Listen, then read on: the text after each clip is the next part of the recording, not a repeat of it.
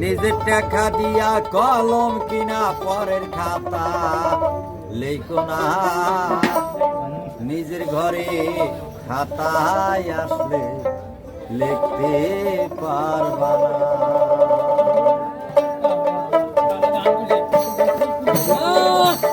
নিজের টাকা দিয়া কলম কিনা, নিজের টাকা দিয়া কলম কিনা পরের খাতা